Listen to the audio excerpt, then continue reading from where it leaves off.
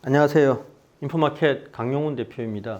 오늘은 한미반도체 TC 본딩의 경쟁력에 대해서 말씀을 드리겠습니다. 어떤 언론 보도가 나왔는데요. HBM3 이게 이제 갑자기 수요가 급증을 하니까, 급증한 이유는 여러분 아시겠죠? 그래서 엔비디아에서 급하니까 이제 SK 하이닉스한테 생산량을 늘려달라 이렇게 했는 모양이에요. 그래서 언론 보도는 뭐냐면 한미반도체 말고 복수 벤더를 이제 SK 하이닉스에 찾고 있고, 하나정밀기계라는 회사에 테스트 기회를 부여하는 걸로 기사가 돼 있고요.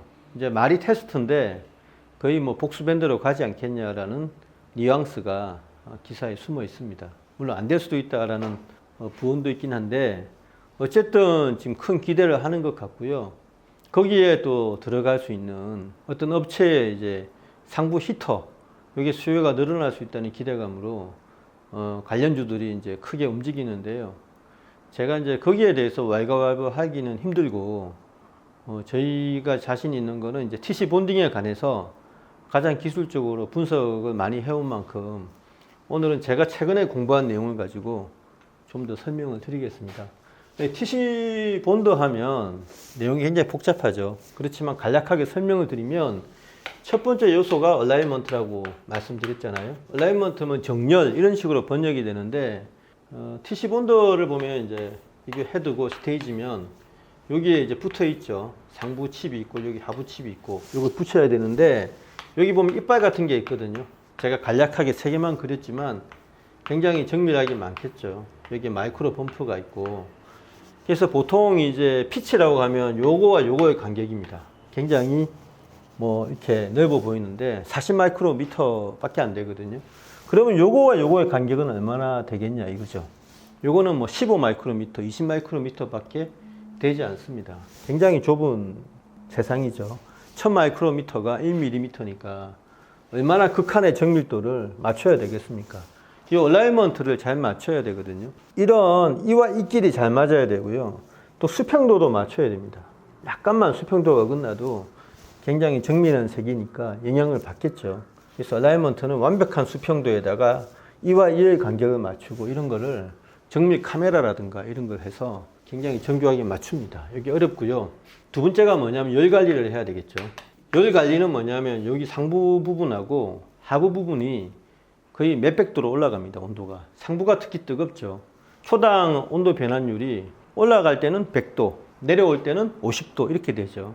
그래서 이게 확 올라갔다가 확 식혀야 되는데, 그 이유가 뭐냐, 열이 이렇게 가해지면요, 빨간색이니까 열이 이렇게 가해지면 요게 칩이잖아요. 칩의 반대 부분에 열이 전달돼서 이게 녹는 거니까, 오랫동안 열을 가하게 되면 칩 내부는 다 녹아버립니다. 뭐 녹는다는 표현이 좀 그렇지만 회로가 손상이 됩니다. 그래서 빨리 올랐다가 요걸 본딩할 정도의 열 에너지만 가하고 빨리 식혀야 되죠. 그래야 여기 안에 회로가 손상이 안 된 상태에서 본딩이 되죠. 열 관리가 어마어마하게 어렵습니다.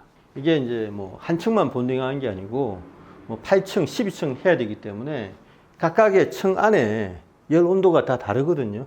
그래서 이거는 열 변수를 확 올리고 확 떨어지는 것도 중요하지만, 각 층에 어느 정도의 온도를 정밀하게 달리해서 가해야 되느냐, 이런 것도 수많은 시행착오, 트라이얼 앤 에러를 통해서 겨우 알아낸 거죠. 일종의 레시피인데 이 열 관리가 어렵다고 말씀을 드리고, 세 번째로 압력 관리가 어렵습니다. 왜 어렵냐? 압력이요, 센서가 있어가지고 이렇게 딱 누르면서 열을 가하잖아요. 그럼 이게 녹기 시작하면 마이크로 펌프가 이게 툭 떨어집니다. 여기 이제 필러가 좁아지면서 이게 툭 떨어지겠죠. 그래서 단단했을 때는 열이 가해지지 않아가지고 헤드가 이렇게 압력을 가해도 변동이 없는데, 이게 열을 받아가 말랑말랑해지면 헤드가 툭 떨어질 것 아니에요.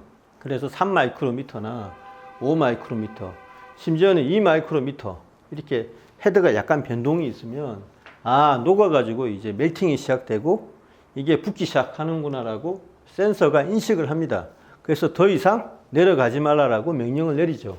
이런 압력 관리를 각 층마다 예술적으로 해야 되는데, 열 관리와 마찬가지로 각 층마다 가해야 되는 압력의 변수가 다르겠죠. 생각을 해보시면 아시겠죠. 1층, 2층, 3층 다 다를 것 아닙니까? 심지어는 뭐 16층까지 앞으로 올라간다고 하는데 이 압력 관리도 열 관리와 함께 수많은 시행착오를 통해서 최적의 압력값을 알아낸 겁니다. 그래서 이것도 어렵죠. 네 번째가 뭐냐면 진공관리죠. 이게 스테이지인데 사실은 제가 어떤 보호막 없이 그렸지만 여기에는 보호막이 있습니다. 하단 부위에, 이 보호되는 부위에 산소 포화도를 낮춰야 어떤 화학물질 케미컬 리액션이 원활하게 이루어진다라는 이야기가 있습니다. 진공관리도 이루어져야 되고요. 다섯 번째는 뭐냐면 이제 헤드 포지션 관리인데 이거는 무슨 말이냐. 헤드를 왜 포지션을 관리를 하냐. 헤드는 본드 헤드 말하는 거거든요. 요거는 어떤 의미를 가지고 있냐면 뭐 당연히 압력 관리에 포함되는 종속 개념이 아니냐 이렇게 말씀하실 수 있는데 열이 300도, 400도 가해지면요. 이 자체가 부풀어 오릅니다. 금속이라고 하더라도 열 팽창 계수라는 게 있죠. CTE라고 합니다. CTE가 있어가지고 부풀어 오릅니다. 미묘하게. 이게 마이크로미터에 정밀도를 맞춰야 되는 그런 세상이기 때문에 열 팽창 계수로 인해서 금속 헤드가 부풀어 오르면 정밀도가 엉망이 되겠죠. 그래서 이 열이 가해졌을 때 이게 차단을 해서 본드 헤드가 센서가 인식한 위치에 제대로 가 있어야 되는 겁니다. 센서는 5에 있는데 실제 본드 헤드의 위치는 6에 있다 그러면은 한마디로 뭐 본딩이 조져지는 거죠. 그래서 이 헤드 포지션 관리가 잘 돼야 되는 겁니다. 이 다섯 가지가 TC 본더를 생산하는 한미 반도체나 배시 같은 업체들이 굉장히 신경을 써서 만들어야 되는 그런 핵심 요소이죠. 근데 여기에 이제 한 가지가 더 있는데 뭐냐면 생산 업체, 이 본더를 가지고 실제로 본딩을 해야 되는 SK 하이닉스 같은 업체에서 신경 써야 될 게 뭐냐면 화학물질 관리입니다. 이게 무슨 화학물질이 필요하냐 하시겠지만 이게 마이크로 펌프가 녹여서 붙여야 되는 거잖아요. 여기에 화학물질을 넣어줍니다. 그래서 미리 넣는 경우도 있고요. 본딩이 끝난 다음에 애프터 서비스로 넣는 경우도 있는데 요즘 추세는 미리 넣어가지고 절차를 간소화하는 거죠. 요게 이제 뭐 NCF냐, NCP냐. 사실 NCP가 SK 하이닉스에서 주장하는 MUF거든요.